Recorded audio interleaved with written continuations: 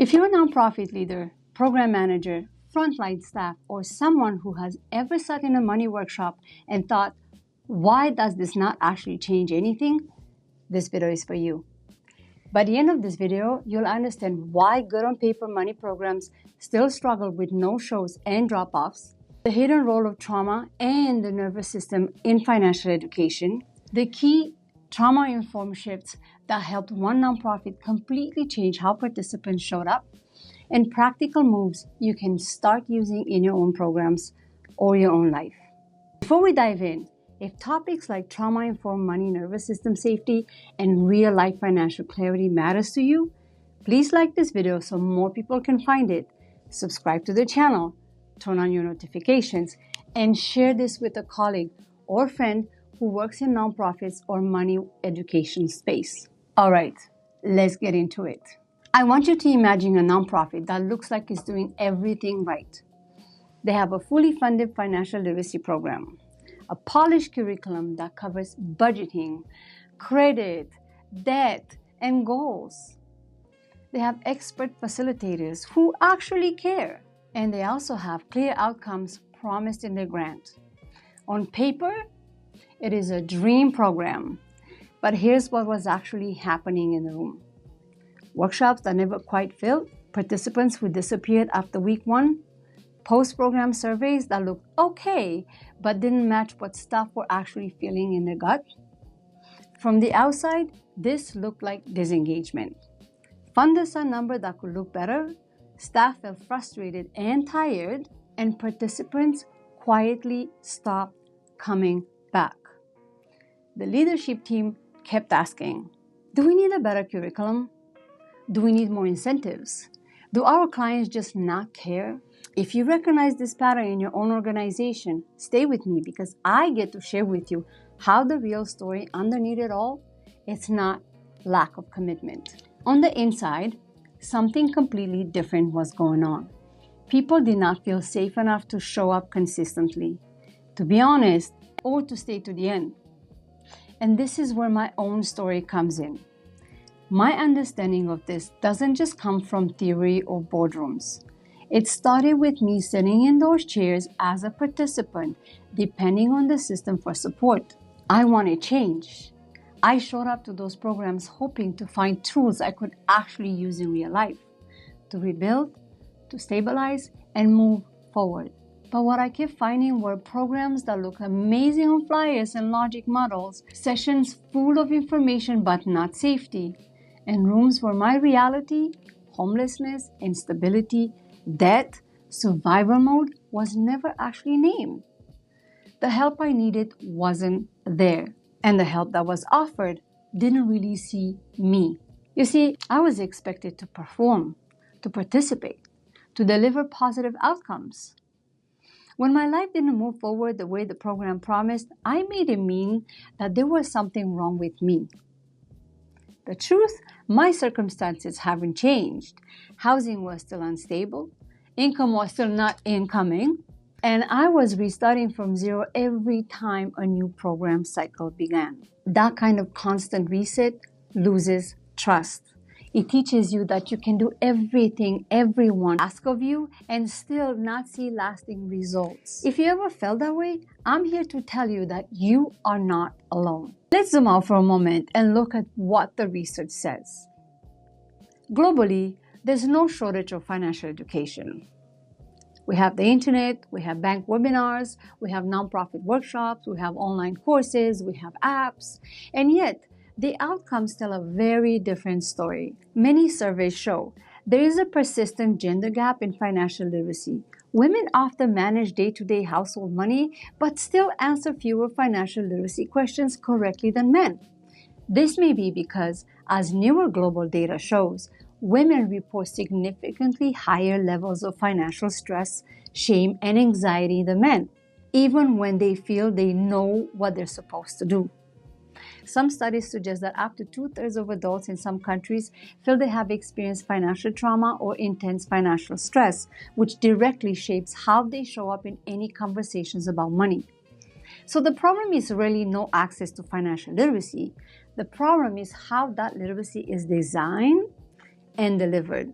When sessions are heavy on content and light on emotional and nervous system safety, people's bodies go into survival mode. They freeze, they shut down, and they avoid. This is especially true for participants who have lived through homelessness, unstable work, discrimination, debt collector calls, or repeated systemic failures. Exactly the people many nonprofits want to reach. Most organizations tracked who registered, who attended, and who completed the programs. But almost no one tracks who felt safe enough to be honest, who left with less shame, not more, who wasn't re-traumatized, and who could still use what they learned 3 or 6 months later.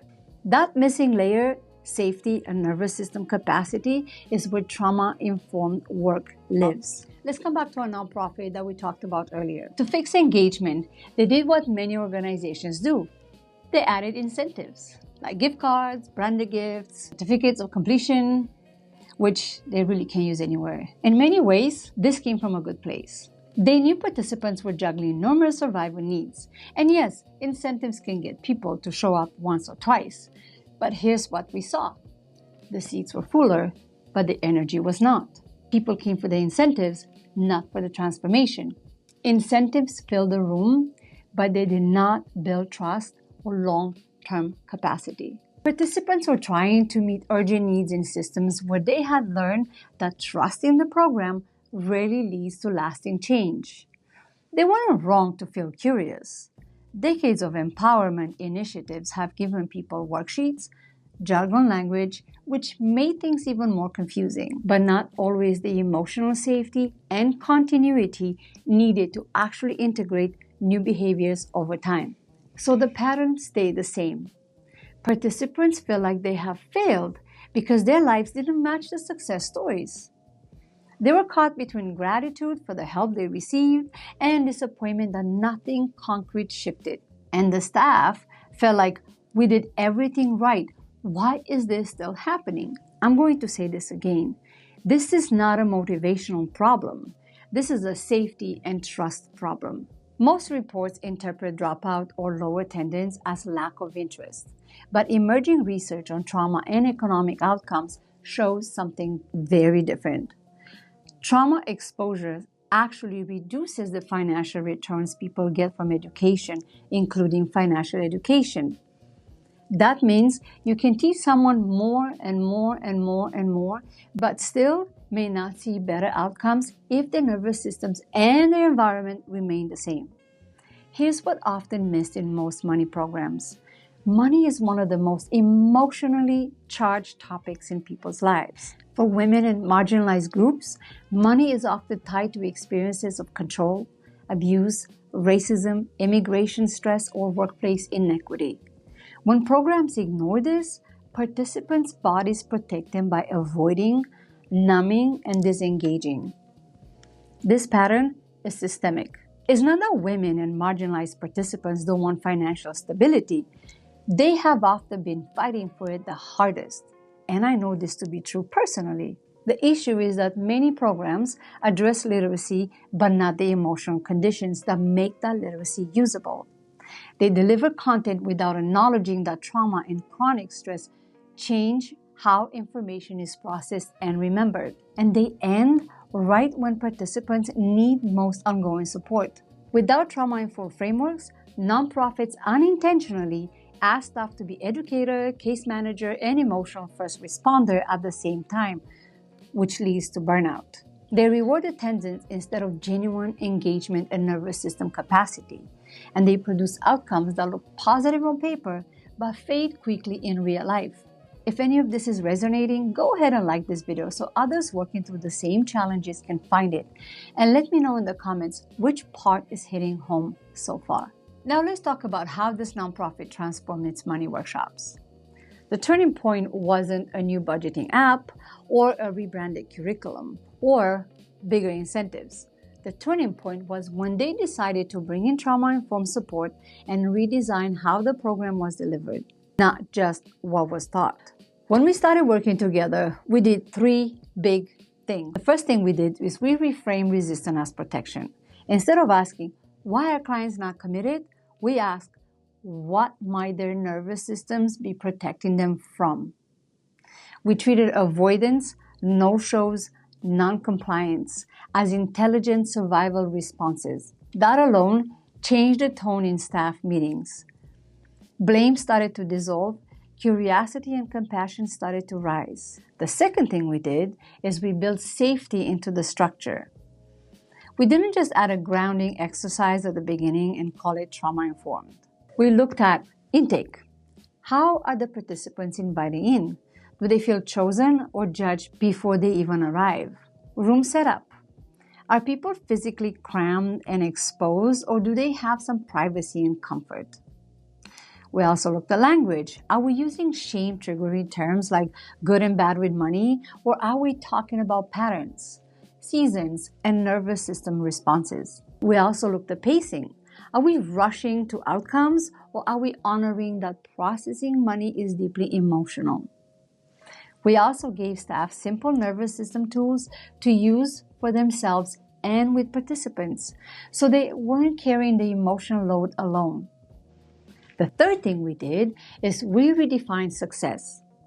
Instead of success being only number of people who committed all sessions, we also looked at participants who felt safe enough to share something real in the room, people who come back after missing a session because they trusted they wouldn't be shamed, staff who reported feeling less drained and more grounded after workshops. And here's what happened over time. Attendance stabilized instead of constantly dropping.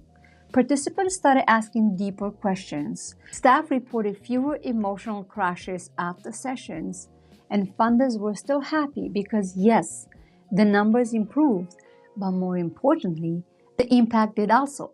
This is what happens when you treat safety as non-negotiable, not optional. When I personally experienced trauma-informed financial education for the first time, the difference was immediate. It felt like excelling after years of holding in my breath. Someone finally named the survival strategy behind my decisions. They acknowledged that my nervous system was doing its job, not sabotaging me, and created space for pacing, regulation, and real-world application.